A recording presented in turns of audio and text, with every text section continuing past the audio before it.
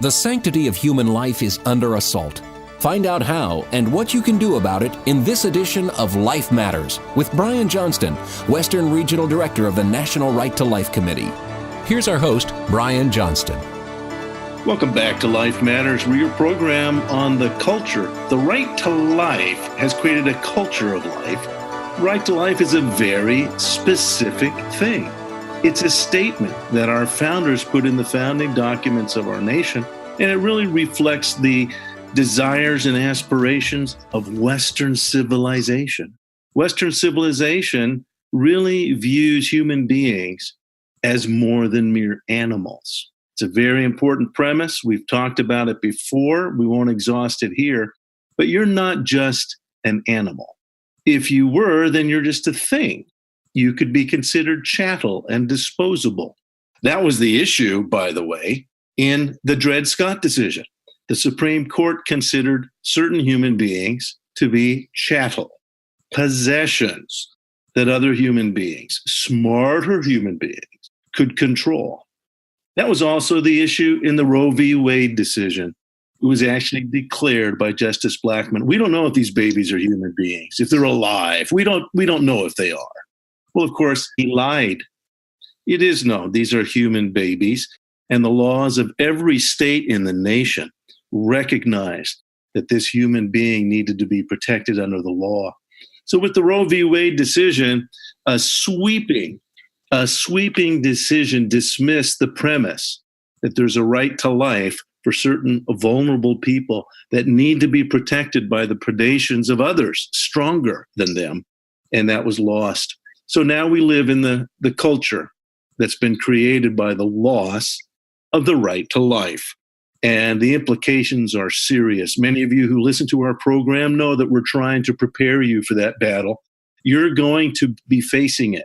And the reason is that now it's medicine that at one time cared for people.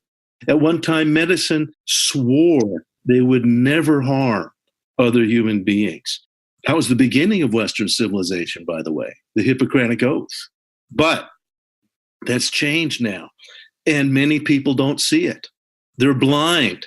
They're doing other things. They've got to pay off their boat. They've got to chase down other life's busyness and then watch Dancing with the Stars. And the real issues of life are coming at them. We want to prepare you for that. We've talked in the past of the whole issue of physician aid in dying. That's a euphemism. Or what's called physician-assisted suicide, that somehow doctors are going to help by being involved in killing. But there's something you need to know even about that. Very often the doctors won't do it. They themselves simply write doctor's orders. It's a doctor's prescription. You want to be dead? Okay, you should be dead. I'll write the prescription. And then the doctors aren't even involved. We're going to have a discussion today about that and the very serious implications for all of medicine. We have a very dear friend, you've heard about her before, Nancy Valko, who has been in the medical profession for many years. She's a pro-life nurse and has been on our program because she has such great insights into the real battle at hand. You're listening to Life Matters. Life Film Fest is the creative outreach in Hollywood that's changing Hollywood and the culture. There's many films you've already seen that actually had their start at Life Fest in Hollywood. But more than that, we work with people throughout the industry who want to creatively bring the message of life, creatively impact the culture so that hearts and minds of our fellow citizens understand the depth of what the right to life really is. Be part of Life Fest Film Festival and make a difference. Go to lifefilmfest.com. And now back to more Life Matters with Brian Johnston. Welcome back to Life Matters. We're going to be talking to Nancy Valko. Nancy, thank you for joining us again. And we want to talk to you about what's happened to poor nurses, because from what I see, it's often the nurses that have to do the implementation. Or sometimes if there's no medical, it's some other family member often that's involved in assisted suicide. There's no doctor or nurse. But in a medical setting, doctors walk away, and it's all on the nurse, and the implications are quite serious, particularly if that nurse has a conscience. So let's talk about that. Well, that's great, Brian. It's a great topic, and it's something I feel so strongly about because we nurses have no conscience rights, and both Planned Parenthood and Compassionate Choices don't want us to have it. But I know from being a nurse before abortion was legalized, before assisted suicide, I knew what it was like. We were all on the same page ethically. We took care of people. I remember one time an elderly man on IV fell out and he actually got better. And somebody joked and said, well, maybe if we don't feed him, he'll walk out of here. And somebody said, don't even joke about that. That's not funny. What do you mean? Take out all his tubes and let him die. And we were all on the same page. We all would do everything we could. I just loved it. It was wonderful. But I saw the big change when Roe versus Wade legalized abortion. And right then, somebody brought it up and they said, well, what do you think? And several of us said, oh, we're just shocked. And immediately the people who were for it said, no, it's a good thing. It's going to be wonderful. And I remember how we were told that women would never go to an illegal abortionist. And when it was out in the open, most women would have their babies because then we could offer them help. But when I saw when abortion was made legal, things changed. And we had pro-life and not pro-life doctors and nurses. And there was a dichotomy there, and it slowly seeped in other things with the right to die and now with assisted suicide. Everything that we do, I tell people, I said, you can't start out with evil and say we can accept just a little bit. We can control it. It's like with Roe versus Wade. People said it's only for the first 3 months of pregnancy. And now we know it's not. It took a long time before people found out that it's actually legal to have abortions through all 9 months of pregnancy. We had the Gosnell tragedy where he was delivering late-term babies and then snipping their spinal cords when they died. But it's not allowed to be shown in movie theaters. I did get to see it, but it was very popular right when it came out a couple of weeks ago. But immediately, nobody wanted to do a review of it. The major media ignored it. And as soon as they could, places stopped having it. And we're having the same thing with assisted suicide. And what's so sad about this, when I retired from bedside nursing a few years ago, another nurse sent me a letter. She goes, I don't know what to tell this girl. And it was a letter from a student nurse who was getting ready to pay for her next semester's training. And all of a sudden she said, what's going to happen to me? I'm a pro-life nurse. I'm totally pro-life. And I know there's a desperate need. But from some of the anti-life demeanor of some bloggers, becoming a nurse seems akin to being thrown to the lions. So she asked, is there any area of nursing that I can move to that does not demand that I do things that I will absolutely not do? And that was a hard letter. And that shows where it's at. And, you talk about, well, if you work for a pro-life doctor and he doesn't die, there really is no place now. It used to be if you wanted conscience rights, you just didn't work in labor and delivery. Now that's not true. It's everywhere in nursing. And the nurses wind up with it. I had one nurse who said, well, I'm for it. And I said, you want to do it? And she goes, well, I don't have to do it. The doctor does it. I said, come on, you've been a nurse long enough to know we always have the dirty work. And she goes, oh, God, I hadn't thought about that. But I was right. And I had a friend in Oregon who was fighting assisted suicide when that was brought up in Oregon. And she said when Oregon legalized assisted suicide, within a short while, a lot of hospice nurses left the profession. They would walk in, a patient had taken an overdose. They walked in not knowing what was there or what to do, was told not to do anything. They said, I can't live like this. I can't be involved. And some of the best nurses left nursing. Right. That is an absolute tragedy. And in Oregon in 1997, there was the Valko versus Quill case where Dr. Timothy Quill, who later on became the president in 2012, became the president of the American Hospice and Palliative Care Association. Now they take a position of study neutrality on physician-assisted suicide. He was going to the Supreme Court to try to find a constitutional right to assisted suicide. Instead of going state by state, they wanted a Roe versus Wade type decision, saying that it was the Glucksberg case. Yeah, and that turned into Quill versus Valko. And I helped write one of the amicus briefs for it. And in there, I put down what the Oregon Nurses Association said. And they said, well, Nurses didn't have to be in it if it happened. But if there was no other nurse, they couldn't abandon the patient. They would have to stay. In addition, even if they weren't involved, they could not make any judgmental comment to the person or the other professionals on the staff. And I said, is that like if someone's on a ledge in the hospital threatening to jump, you can't say anything? I said, what would we do? And it's crazy. I said, what is this judgmental nonsense? I said, it's like with a police officer. He sees somebody on a ledge. He goes up there and he goes, sir, what's your name? What's going on? Well, I lost all my money. Okay, well, we can deal with that. Well, and my wife left me. We'll get her over here to talk to you. And then he says, and I've got a terminal illness. The cop can't say anything. That's ridiculous. And I pointed that out when we wrote the amicus brief. And I said, this is going to go everywhere. You can't control this. And I was so pleased. And I talked about what nurses were going to have to go through and how they would be involved. And we won the case 9-0, unanimous decision that it was not a constitutional right. And we got a note from Valko, who was the Attorney General of New York. And he actually said he thought our nurses brief really helped. And it was with the Supreme Court, which I was very pleased about.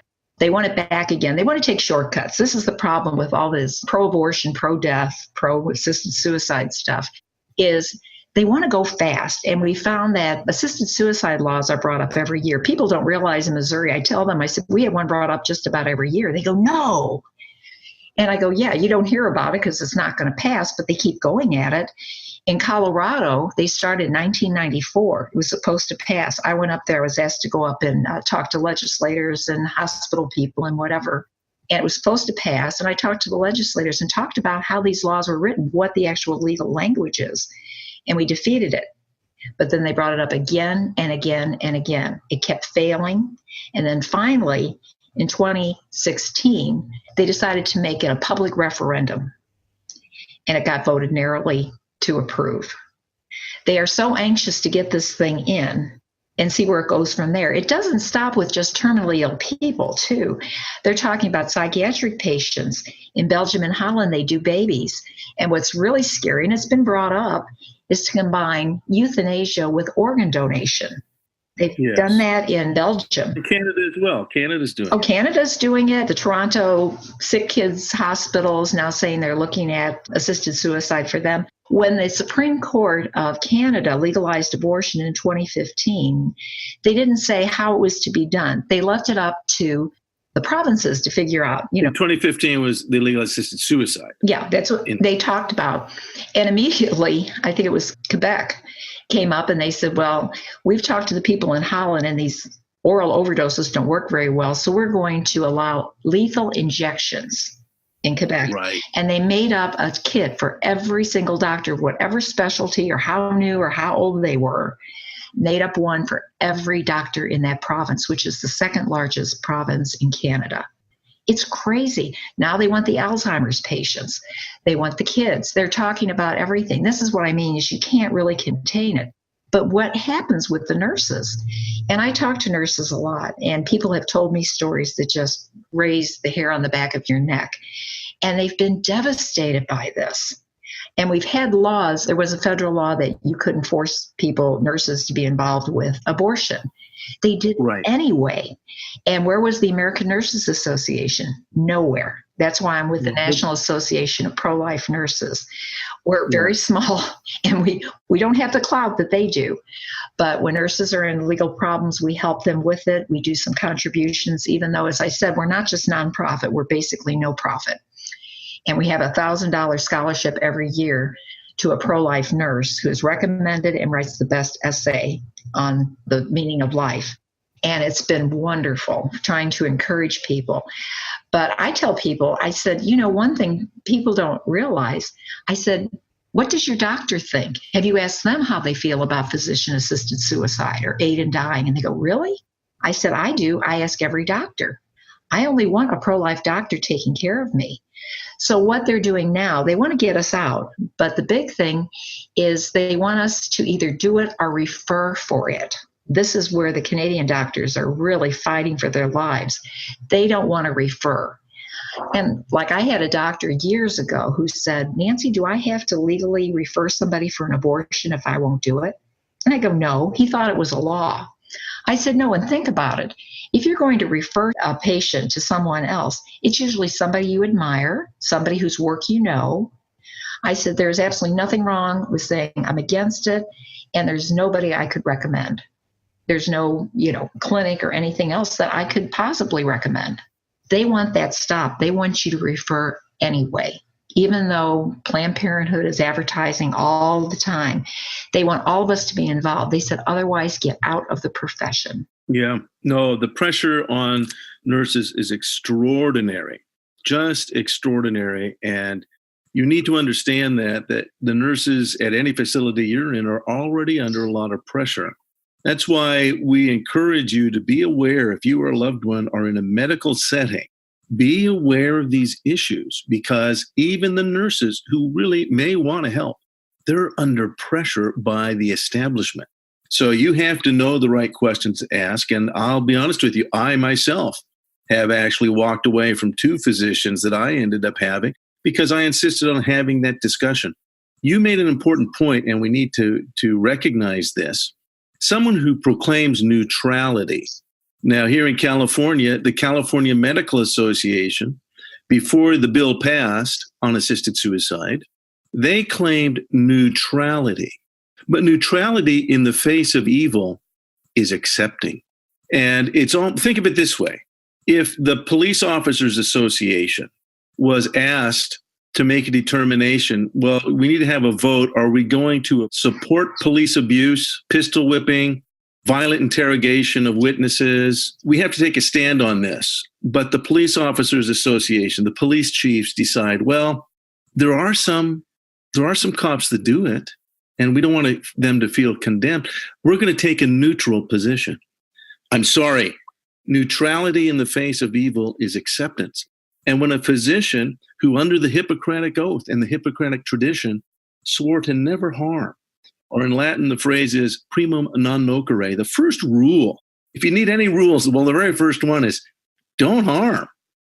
When they say they're neutral, watch out. That's it. When we give up on the most basic principle, what else are we going to allow? You mentioned the police officers. We have stupid laws now, and I love San Francisco. I've been out there. It's our favorite city. And they decided not to prosecute small crimes like defecating, and they raised how much you had to steal before you'd be picked up. Now it's a cesspool. A medical association won't have their usual meeting out there because they said it's unsanitary.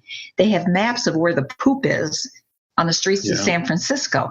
This is what happens. It didn't help anybody. Kept them out of jail, but now they've made it almost unlivable. Friends of mine said it's really bad, but this medical association said it's too unsanitary now. We're looking at some hard times in California because common sense has been thrown out the window. Nancy, thanks so much. It's always a pleasure. I hope to get you back on again soon. Well, thank you, Brian. I'd love to.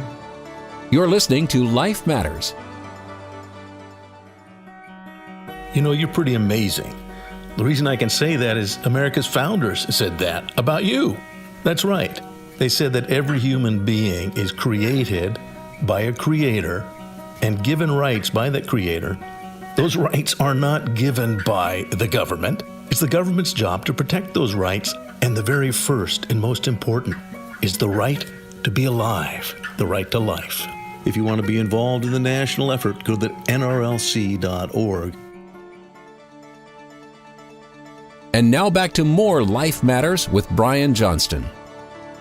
Welcome back to Life Matters. I want to welcome Zonya Townsend. Zonya is an old friend of ours at the California Pro-Life Council and National Right to Life, and has been a longtime advocate for the medically vulnerable, particularly for the unborn child.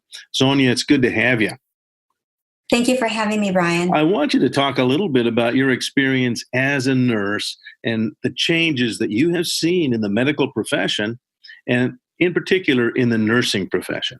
Well, I've been a nurse for over 35 years, and I've been a surgical nurse. I've done some critical care experience, which I absolutely loved, because there you have the opportunity that you can actually talk to your patients, and you have the opportunity to really meet the needs, even if they're on ventilators, because sometimes, when they're conscious, you can talk to them. They can't obviously respond, but you can comfort them. You can provide the comfort and relate to them. I really love those experiences I've had in critical care.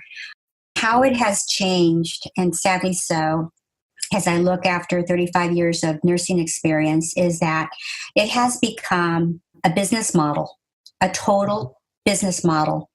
And it is now more of how you get the patient in, do as best as you can, that they are given X amount of money with the insurance company, and you only get X amount of money. And even if you try to go above and beyond, you only get paid X amount of money. So, obviously the costs are great. So we're told we all need to be very careful with the things that we open in the sterile supplies and stuff like that. But even the surgeons, I believe that sometimes they get the mentality that they just see it as a person, not as an individual. It's just, okay, it's just going to just get this, colon out, or restock this or do that. I think it's the personal touch, the heart-to-heart personal touch with the individuals. And I think that is the greatest thing that I feel that is lost, the compassion. A lot of compassion. And it's really difficult because, they only allow you a certain amount of time, and the time is limited. And it's just the exorbitant amount of money that it costs, because we obviously know that those that have insurance end up paying a lot more than, because you have to make up for those that don't have the insurance. And so there's got to be a scale there somewhere, because it has to meet out the end. But the end thing is to say, sadly, is that it has turned into an issue of profits. And even though they say they're nonprofit, it's ridiculous. Right. How they build little empires. And then they have people that are, very business-minded, trying to make decisions. I know I've spoken with doctors to where even though they want to do more, they're not able to. They're not able to spend more time with their patients because they're supposed to crank out so many visits per hour, or even in surgery. They say, well, the surgeon takes so long. Sometimes it is. They're not very efficient, and they just kind of think, because it's just complicated. But at the same time, the individuality, a lot of it has been lost. Well, let me ask this, because what you're referring to, of course, is in a lot of insurance companies, the health maintenance organizations have what's known as capitation. So you're paid by head, how many patients you care for, and that's averaged out. And so if somebody has a particularly important need, and it's going to cost a lot more time and money, that patient is less likely to get it, because if that doctor is only paid for 100 patients, let's say, just for the sake of a round number, and that one patient could take up the assets that have been set aside for 20 patients. And so that form of business model does not view human beings as human beings. It views human beings as things, as objects. But the whole thing is the whole business model, that it is, if it was turned around and if the doctors got rewarded for keeping you healthy, it would be much better way to go. Plus, really, the pharmaceuticals, these companies really do own a lot of the medical profession, as we all know. And the doctors do, and there is substantial documentation that the doctors do get paid for either how many vaccinations or how they get kickbacks on pharmaceuticals, and all of that adds, and it does disrupt that scale. Sometimes because they get the profits from kickbacks. They're just human, I think a lot of it has to be the conviction. So it's going into the medicine now. It's, if you really are a person with strong convictions, and if you see things, you really don't have that ability. You don't have that voice, because you're going to be muffled out because of that, because of the money. Well, while you're on that, again, I think it's very important for listeners to understand that if you go into a hospital setting or a medical setting, that very often you have expectations that are handed to us from olden times, you might say, even from 20 or 30 years ago. And that's changed in medicine. There's been a sea change in medicine and how it's provided. And one of the things we'll get to in just a little bit, and that is for people looking to go into it as a practice. Someone who wants to go into nursing, let's say there's a young woman listening now and she's deciding in college what she should study. We'll talk about how to understand the profession and how to make your way through it, but it's not what it used to be. Not at all. And mainly what it really requires more, I believe now than it did before, is that you have to have a great, much more deal of discernment, because before we used to believe, I mean, for the longest time, there were so many things. You believe what your professors tell you because you just believe it. That's the way we are. But we don't understand is that the allopathic medicine, the way it's going is that it's not true. Even with the CDC and vaccinations. And in fact, one of the things that I'm into that with the life is that there are a lot of vaccinations that use aborted fetal lines, and there's a lot of research that is paid by the pharmaceutical companies that it is not objective and they're only going to publish what they want to come out. And if you are a nurse or a doctor with convictions and you research thoroughly, you have to research. You just can't go by what you're told, and you find what you're being told is not correct, then you have a decision to make. Are you going to just be quiet and go along to get along? Or are you going to speak out and be that advocate for the patient that you are supposed to be? That's why you went into the medical or the nursing profession. Zonya, we're going to have to let you go for now. But I just want to thank you, and there are resources for folks who want to stay in medicine. I know that I have worked closely with there's the Catholic Medical Association, but there's also some other in the Christian realm. There is the Christian Medical and Dental Association. I've worked with those folks. They're very, very good. But there are ethical challenges now that are facing a profession that's now allowed to kill and no longer views human beings as made in the image of God, or as individuals that should be protected. They can be dismissed. Literally, in many states, you can end a life using medicine, and that has turned the whole practice on their head.